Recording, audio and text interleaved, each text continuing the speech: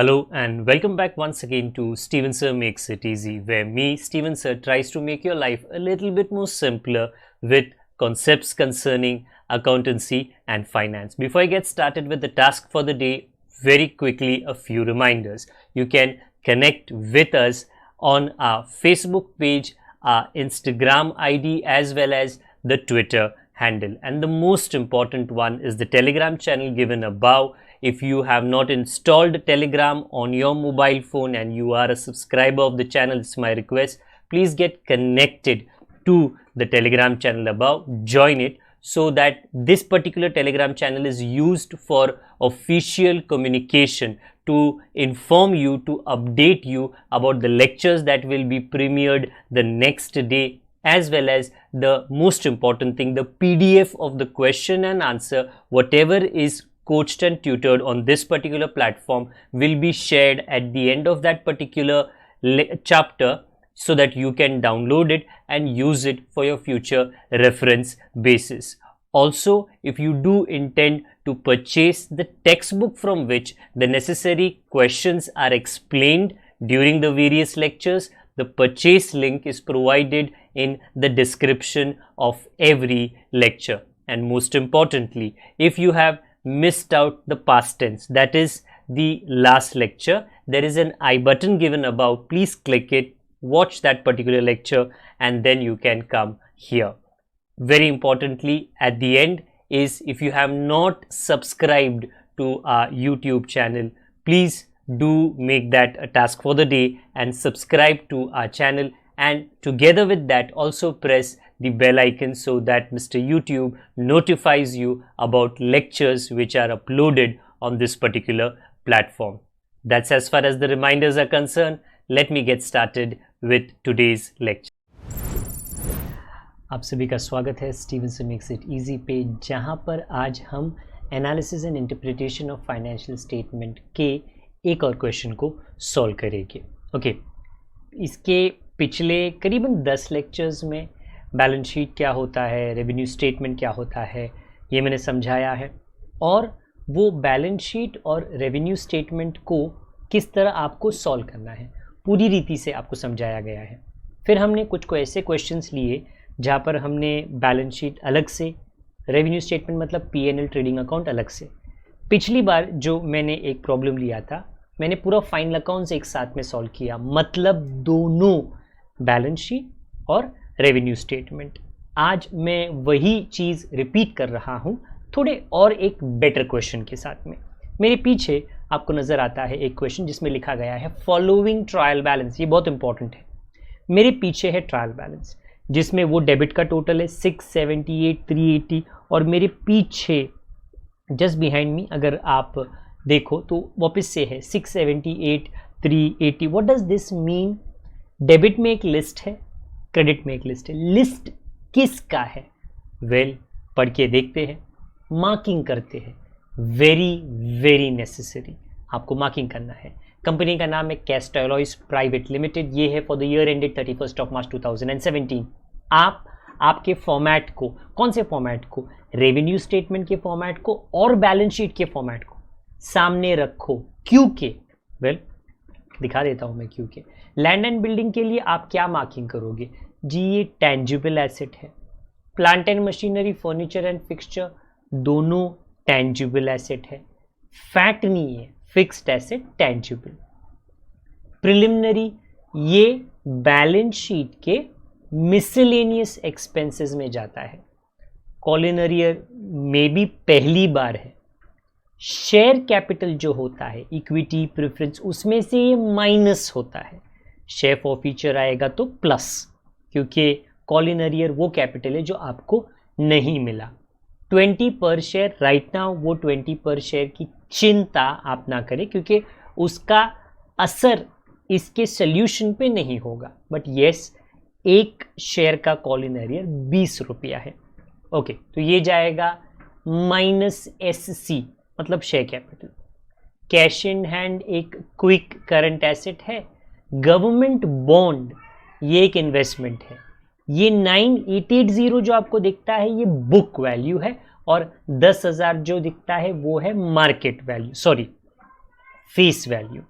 ये face value FV कब काम आता है? ये जो 5% का इंटरेस्ट है ना, उसका कैलकुलेशन 10,000 पे होता है, ना कि 9880 पे, क्योंकि 9880 मार्केट वैल्यू है, उसका कोई बुक वैल्यू है, वो कभी कम कभी ज़्यादा हो सकता है। ओके, बिल रिसीवेबल जी, ये क्विक करंट एसेट है। डिलीवरी वैन एक टेंजिबल एसेट है। गुडविल एक इंटेंजिबल एसेट है। डेटर एक क्विक करंट एसेट है। मतलब व्हाट एम आई मार्किंग?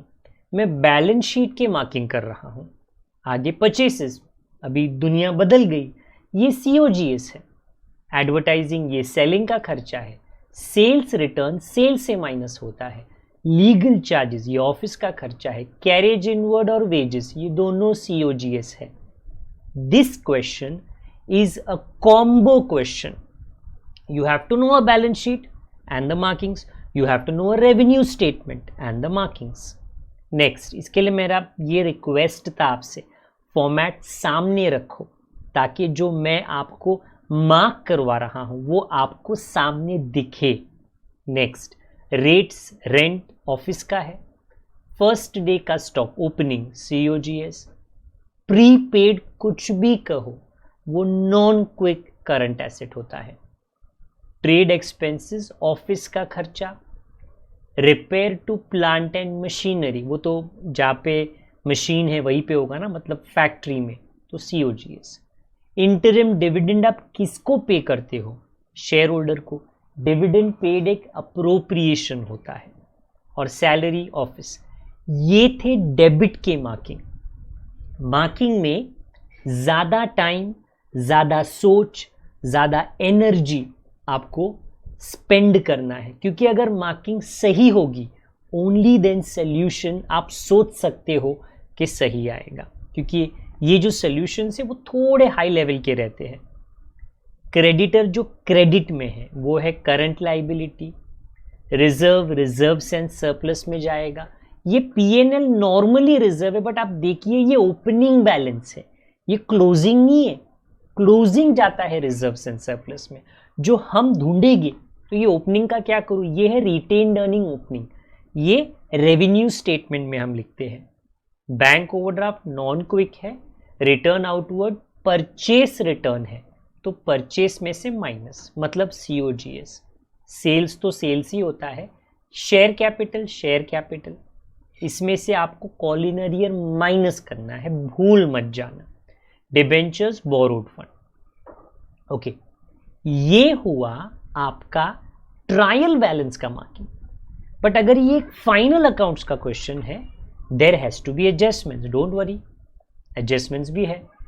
देखिए, okay, you are required to prepare profit and loss account, we will, and balance sheet, we will, in vertical format. चलो try करते हैं। As per the management accounting, मतलब जो subject का नाम है, after taking into consideration the following adjustments. हे adjustments है, कितने हैं? अनेकों। ये पूरा लिस्ट मैंने यहाँ पे दिया है। क्वेश्चन ऊपर खत्म हो जाता है, मैंने ये पूरा एक्सप्लेनेशन दिया है।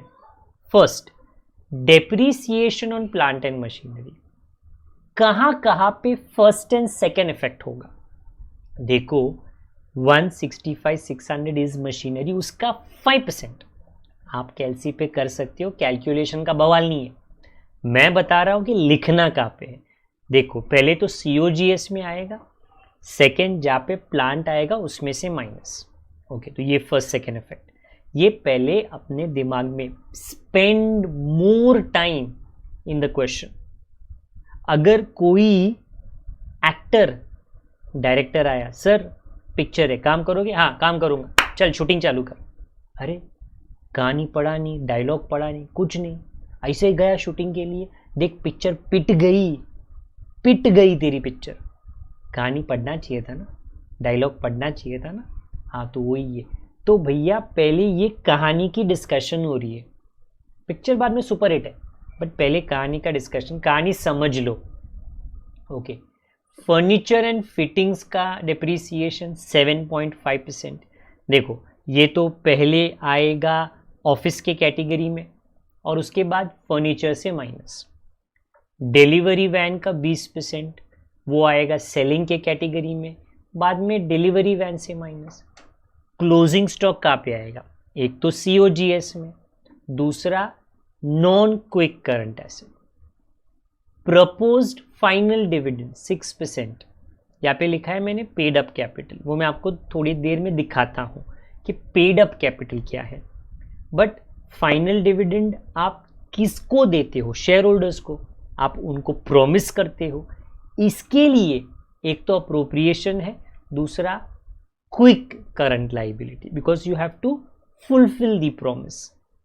Interest on government bond REC receivable, government bond आपका इन्वेस्टमेंट था, आपको उसके ऊपर क्या मिलना है, इंटरेस्ट।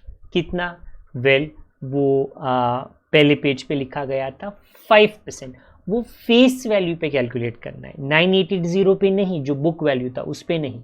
ओके 5% कहाँ पे लिखो, पहले तो ये इनकम है बट ये हर दिन नहीं कमाते, तो ये नॉन ऑपरेटिंग इनकम। दूसरा क्योंकि ये रिसीवेबल है, जैसे बिल रिसीवेबल होता है, quick current asset. Okay, this is adjustment number 4। Interest on government bond and debenture is due for the year 2017। तो उनका कहना है गवर्नमेंट बॉन्ड पे इंटरेस्ट मिलना है, डिबेंचर्स पे इंटरेस्ट भरना है। उसके बाद इंटरेस्ट ऑन डिबेंचर पेएबल कैसे आया, ऊपर लिखा है ना इज ड्यू, अभी ये पे करना है आपको। तो एक तो ये इंटरेस्ट एक्सपेंस में आएगा 6%, 1 लाख डिबेंचर है इंटरेस्ट एक्सपेंस, और दूसरा आपको पे करना है, जैसे बिल पेएबल होता है, quick current liability. This time not much, the last 10 minutes जो मैंने आपको कोशिश किया है एक्सप्लेन करने में कि देखो वो पिछले पेज पे क्या था, पिछले पेज पे आपको ट्रायल बैलेंस दिया था, उसके मार्किंग्स में आपको सटीक परफेक्ट होना है ये वाले, एंड अगली पेज पे क्या था एडजस्टमेंट्स, उसके सेकेंड इफेक्ट, पहला दूसरा, क्योंकि ये वर्टिकल स्टाइल का फाइनल अकाउंट्स है। हॉरिजॉन्टल सिंपल होता है, वर्टिकल स्टाइल में थोड़ी प्रॉब्लम होती है क्योंकि जो फॉर्मेट है वो फिक्स्ड है। नाउ बिफोर मैं स्टार्ट करूं, थोड़ा मैं पहले ही, क्या कहते हैं ना, कभी कभी गाड़ी स्टार्ट करनी पड़ती है ठंडी सीजन में, तो थोड़ा गाड़ी को गर्म करते हैं। मेरे पीछे है रेवेन्यू स्टेटमेंट, याद दिला देता हूं क्या क्या आता है। Gross sales, cost of goods sold, थोड़ा आगे जाके operating expenses, office, selling, finance, उसके बाद non operating income, non operating expense, NPBT, NPAT, ये पूरा तामझाम। आप बोलोगे सर मैं कैसे लिखूं, मेरे को कैसा पता चलेगा आपने कितना लाइन लिखा है। प्लीज मत लिखो, मैं आपको एक इमेज दे रहा हूं कि देखो भाई ऐसा सॉल्व होने वाला है, ऐसा। ओके, तो राइट नाउ आप टेंशन ना लो। इसके बाद मतलब अज्यूम कर लो 2 पेज चले जाएंगे, फिर बैलेंस शीट भी बनेगा, इनफैक्ट बैलेंस शीट तो और लंबा बनेगा। बैलेंस शीट में सोर्सेज होता है, एप्लीकेशन होता है, सोर्सेज में शेयर होल्डर का पैसा होता है, बोरोड पैसा होता है, एप्लीकेशन में fixed asset, investment, working capital, इसके आगे भी है करंट एसेट होता है, current liability, fund, total fund employed 1 + 2 + 3, तो समथिंग लाइक दिस। अगेन मैं बैलेंस शीट बोल रहा हूँ, अप्रोक्सीमेटली 3 पेज तो चले जाएंगे वो रेडी करने में। अभी सॉल्व कैसे करूँ मैं, देखो सॉल्व तो आपको पहले रेवेन्यू स्टेटमेंट करना है। इसमें सबसे पहले तो I am starting with the solution. My request, first you look at the solution, you understand the explanation, and after that this is a question from the text book, it is actually a past university level question. Okay, आप खुद marking करो और फिर खुद से solve करना start करो। काना का पे आनाकानी होगी, अरे सर ये भूल गया, वो भूल गया, उसकी वजह से मिस्टेक होगा। डोंट वरी, मिस्टेक यहाँ पे करना है, घर पर जब एग्जाम होगा तब नहीं करना है। Okay okay, so how do we start, sale से स्टार्ट करेंगे। ओके, स्टार्ट करते हैं। How much is sales, 3,07,800। There is sales return in this trial balance, वो 7,000 है, माइनस करेंगे तो net sales 3,08,000। Now we start with cost of goods sold. उसमें पहले आता है ओपनिंग स्टॉक। तो ऑब्वियस है ना, ये सारा तामझाम मार्किंग का मैंने कर लिया है। I am not solving sir first item, second item, third item, नहीं, मैं नहीं कर सकता। सर क्यों नहीं कर सकते? अरे लैंड एंड बिल्डिंग में कहाँ लिखूं? मुझको थोड़ी पता है कि बैलेंस शीट में कौन से लाइन पर लैंड एंड बिल्डिंग आएगा। I don't know, I know the category, but वो कौन सी लाइन पर आएगा आई डोंट नो। लंबाई मुझे नहीं पता। तो मुझे फॉर्मेट के हिसाब से जाना है, क्वेश्चन के हिसाब से नहीं। क्वेश्चन से मुझे इंफॉर्मेशन लेना है। अच्छा भाई, अभी मेरे को ओपनिंग स्टॉक चाहिए, किधर है? परचेज चाहिए, किधर है? परचेज रिटर्न चाहिए, किधर है? वेजेस चाहिए, किधर है? कैरेज इनवर्ड चाहिए, किधर है? मुझे वो सब यहाँ से पिकअप करना है। ओके, मैं इसके हिसाब से नहीं जा सकता, मैं फॉर्मेट के हिसाब से जा रहा हूँ। ओके, नेक्स्ट किधर है ओपनिंग स्टॉक? वेल 47,600। इसके बाद परचेसेस आता है, जिसमें से परचेस रिटर्न आप माइनस करो क्योंकि वो क्रेडिट साइड पे था, 2,35,000। फिर वेजेस, कैरेज इनवर्ड, फैक्ट्री का कोई भी खर्चा रहेगा, थोड़ा अप एंड डाउन होगा तो चलेगा, प्रॉब्लम नहीं है।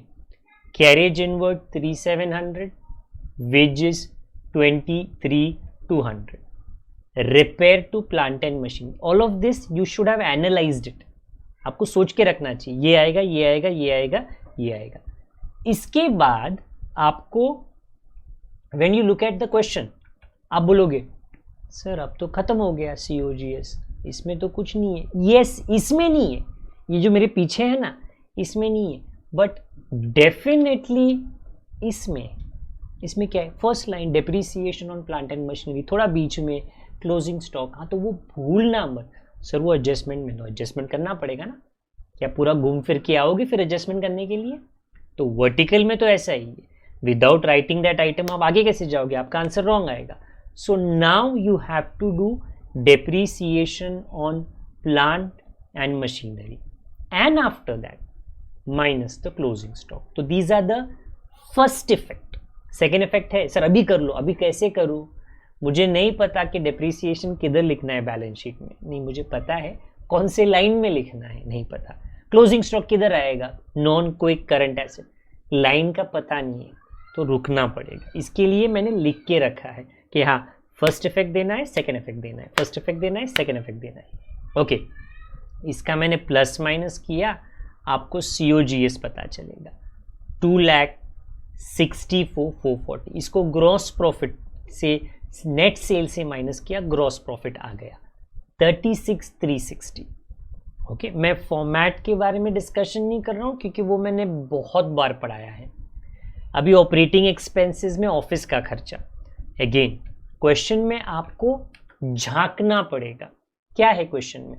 अच्छा, ऊपर नीचे नीचे नीचे नीचे नीचे नीचे, अच्छा क्या आएगा? देख लीगल चार्जेस आएगा, और क्या आएगा? देख रेंट आएगा, और क्या आएगा? ट्रेड एक्सपेंस आएगा, और क्या आएगा? सैलरी आएगा इधर से। उसके बाद में अगर आप एडजस्टमेंट में नज़र मारो तो ऑफिस का depreciation on furniture and fittings, तो थोड़ा नज़र यहाँ और थोड़ा नज़र वहाँ, आपको सभी जगह पे नज़र गाड़े रखना है। सो legal charges 1,000, rent, rates and insurance 2,900, trade expenses 1,500, salaries. इसमें अगर अप एंड डाउन होगा टेंशन नो, कोई टेंशन की बात नहीं है। Depreciation 270 which is solve obviously ना, मैंने कैलकुलेशन बता दिया, आप कैलसी पे कर लेना। टोटल 7,670। अब आपको सेलिंग का ढूंढना है, ज़्यादा नहीं था, एक तो एडवर्टाइजमेंट था और एक एडजस्टमेंट में था डिलीवरी वैन का डेप्रीसिएशन विच इज 600, उसको ऐड किया। सो राइट नाउ ऑफिस का टोटल, सेलिंग का टोटल, फाइनेंस का खर्चा है ही नहीं, राइट अबाउ।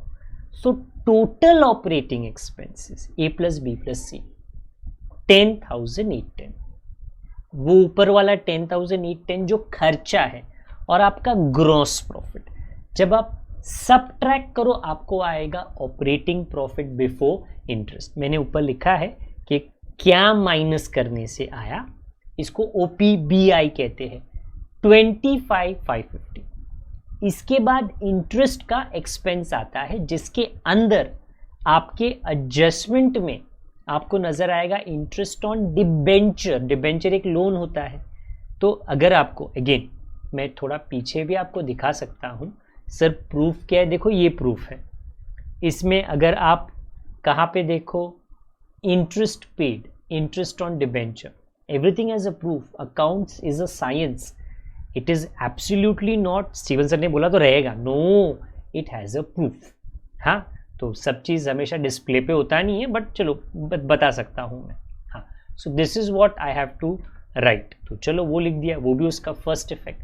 6000 माइनस, I get OPAI 19550 in this non-operating income, non-operating expense. I don't think non-operating expense हमारे पास था, non-operating income था। अगेन किधर था सब, हमको तो नहीं दिखा। गवर्नमेंट बॉन्ड पे आपको इंटरेस्ट मिलना था, वो तो क्या है, इन्वेस्टमेंट। ओके, तो आपको 5% फेस वैल्यू पे, नॉट 9880, 10,000, तो आपको 500 आएगा। ये आपका हर दिन का कमाई नहीं है, ये आपका बिजनेस का कमाई नहीं है। तो ये 500 प्लस, कभी माइनस है कभी प्लस है, ये आपको NPBT देगा।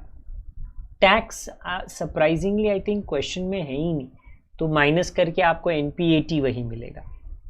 NPAT करंट ईयर का प्रॉफिट है, इसमें पिछले साल का प्रॉफिट ऐड करो, किधर है, देखो ना ऊपर है। PNL 1 तारीख, तो लास्ट ईयर का प्रॉफिट है 8800। PNL 1 तारीख, लास्ट ईयर का प्रॉफिट। मैं थोड़ा उस तरफ चला जाता हूं, आपको दिखेगा 8800 ऐड करके टोटल प्रॉफिट। अब आप अप्रोप्रिएशन करो, प्रॉफिट का जो बंटवारा होता है, जो कंपनी या मैनेजमेंट करती है, इतना रिजर्व में डालो, इतना डिविडेंड दो। तो कोई भी डिविडेंड जो पेड होता है, जिसमें है इंटरिम डिविडेंड पेड और एक है फाइनल डिविडेंड जो 6% था on paid up capital. Paid up capital क्या है, मैं थोड़ी देर में आपको बैलेंस शीट में दिखाता हूं। 11850, I repeat, I will show you कि ये 11850 कैसे आया। ओके, ये दोनों अप्रोप्रिएशन है, खर्चे माइनस कर लो, आपको आया करंट ईयर का PNL या रिटेन्ड अर्निंग क्लोजिंग 13500। इसका क्या करोगे, यहां से पिकअप और बैलेंस शीट के रिजर्व एंड सरप्लस में ट्रांसफर। मेरे पीछे जो आपको दिखता है वो क्या है, that is the trading PNL, मतलब रेवेन्यू स्टेटमेंट। इसका आप कंटिन्यूएशन बैलेंस शीट में करोगे। तो आप जैसे ही आप प्रैक्टिस कर लेना, ये आपको आ जाना चाहिए। एंड आफ्टर दिस मैं ऑब्वियसली अगले बैलेंस शीट में जाता हूं, जिसकी थोड़ी थोड़ी तैयारी कर ली है। सबसे पहले share capital, how much is it, देखो। ओके, कुछ आइटम्स बच गए थे यहाँ पे, वो आ चुके हैं, टोटल्स एंड एवरीथिंग। ऊपर आया है शेयर कैपिटल 2 लाख। इसमें से फॉर द फर्स्ट टाइम कॉलिनर ईयर माइनस करना था 5000, तो कितना आया, सॉरी 2500, 2500। जो वैल्यू अभी आता है 197,500, that is called as paid up.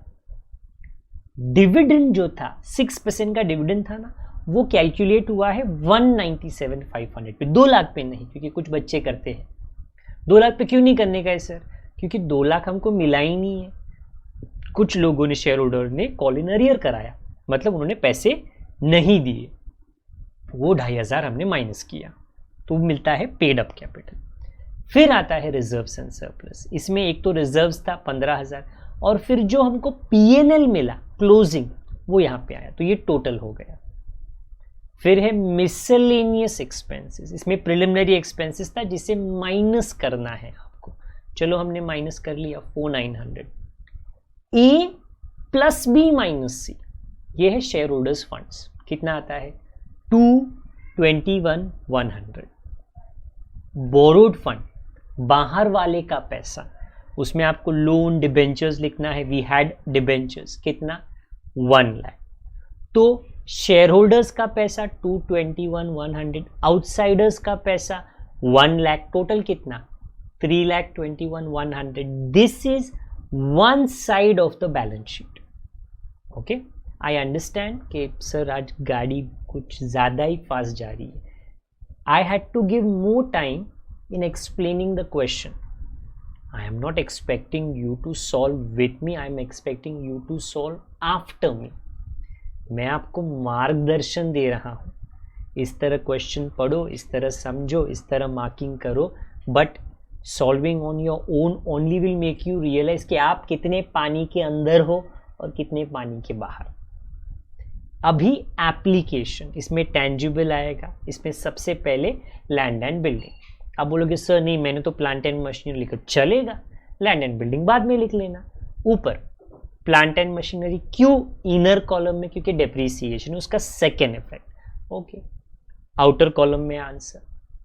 उसके बाद था फर्नीचर, उसका डेप्रीसिएशन उसका सेकेंड इफेक्ट, आउटर कॉलम में आंसर.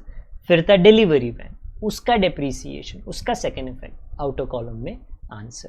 ये सब ऐड करो आपको टेंजिबल का आंसर मिलता है which is 253,050. This is only the tangible. Intangible में आई थिंक गुडविल था 16,000. तो ये बी है. फिक्स्ड एसेट्स को ए एंड बी आप कर लो, आपको मिल जाएगा 269,050, 2,69,050. इन्वेस्टमेंट में गवर्नमेंट बॉन्ड में कुछ इन्वेस्ट किया था, उसका आप बुक वैल्यू 9880, बाकी फेस वैल्यू आप ब्रैकेट में लिख सकते हो. So Roman number 1 fixed asset, Roman number 2. अभी 3 वर्किंग कैपिटल है, बट वर्किंग कैपिटल ऐसे चुटकी बजा के तो आता नहीं है. ओके, पहले करंट एसेट, उसमें क्विक, बाद में आपको नॉन क्विक लिखना है. नॉन क्विक में स्टॉक आता है और प्रीपेड आता है. क्विक में क्या क्या आता है, मैं मेरा पोजीशन चेंज कर लेता हूँ. फर्स्ट आता है कैश इन हैंड. आप बोलोगे नहीं सर मुझे तो डेटर मिलेगा, मुझे तो बिल रिसीवेबल मिला. मैं बोलेगा तकलीफ नहीं है, बट कैश इन हैंड बाद में लिख लेना आप जब क्वेश्चन को देखोगे. फिर बिल रिसीवेबल 23,000, फिर सन्ड्री डेटर. अगेन मैं क्वेश्चन देख रहा हूँ, मतलब मैं पीछे दिखा नहीं रहा हूँ, आप तो क्वेश्चन देख रहे हो ना, तो आपको ये नज़र आना चाहिए. देन आपको कुछ गवर्नमेंट बॉन्ड पे इंटरेस्ट मिलना था 6% का, 5% का. ये आपको क्विक करंट एसेट देता है 44,800. इसमें नॉन क्विक प्रीपेड होगा, क्लोजिंग स्टॉक होगा, ऐड कर लो. चलो जी ऐड कर लिया. अब आता है total current asset 1,01,800. Just like मुझको टोटल करंट एसेट आया, अब टोटल करंट लाइबिलिटी आना चाहिए. ओके, अगेन क्वेश्चन को आपको नज़र मारना ही मारना है, क्योंकि क्वेश्चन को नज़र नहीं मारोगे तो फिर ऑब्वियसली आप किस डायरेक्शन में जा रहे हो समझ में नहीं आएगा. तो ऊपर आपको क्रेडिटर दिखता है, मैं लिखूंगा. उसके बाद में बैंक ओवरड्राफ्ट, वो नॉन क्विक है, मैं बाद में लिखूंगा. आपको यहाँ पर आपको क्या दिखता है, हाँ, इंटरेस्ट ऑन डिबेंचर पेएबल, वो भी एक करंट लाइबिलिटी है. और प्रपोज फाइनल डिविडेंड जो आपको शेयर होल्डर्स को देना है, वो भी एक करंट लाइबिलिटी है. So these are the items that make up, okay, by makeup I don't mean this वाला makeup foundation, that make up the current liability का list. पहले creditor, proposed final dividend, interest on debentures, add कर लो, quick मिलेगा. Quick का मतलब है जल्दी जल्दी पे करना है, आप बहानेबाजी नहीं कर सकते. बैंक ओवरड्राफ्ट आप बोल सकते हो बैंक थोड़ा रुक जाना, थोड़ा आज देता हूँ, थोड़ा कल देता हूँ, थोड़ा रुक जा. हाँ, तो ये आपको total current liability. TCA minus TCL will give you working capital. Previous page पे रोमन नंबर 1, प्रीवियस पेज पे रोमन नंबर 2 एंड ये पेज पे रोमन नंबर 3. ऐड करो, आपको आएगा total fund employ 3,21,100 which should match, मतलब अगर मैच नहीं करेगा तो मैं गलत रहूंगा, with total funds raise which is a final account solution. I repeat my self.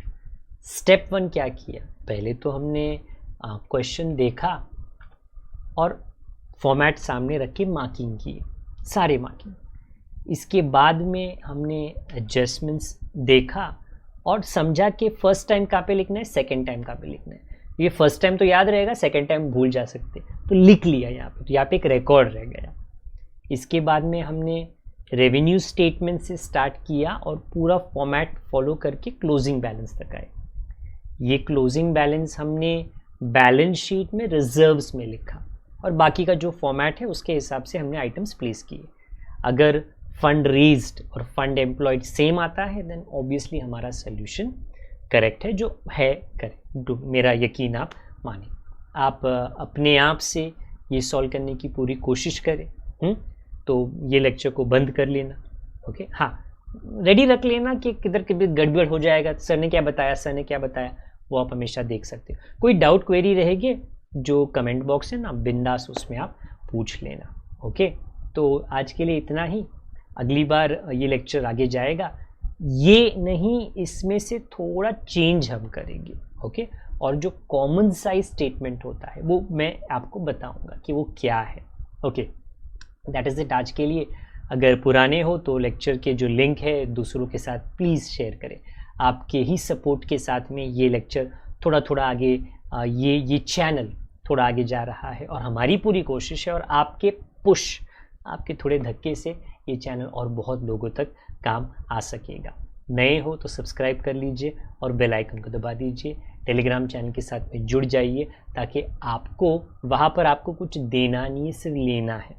अच्छा, लेने का मतलब है सारे PDF जो है ना वहाँ पे अवेलेबल रहेंगे, ताकि आप जब भी चाहो आराम से वो PDF को देखकर अपने सोल्यूशन को आप क्या कर सकते हो, चेक कर सकते हो। जब तक दोबारा ना मिले, अपना ख्याल रखिए, बड़ों का, छोटों का, परिवार वालों का, सबका ख्याल रखिए। Good day to all of you, God bless, bye for now.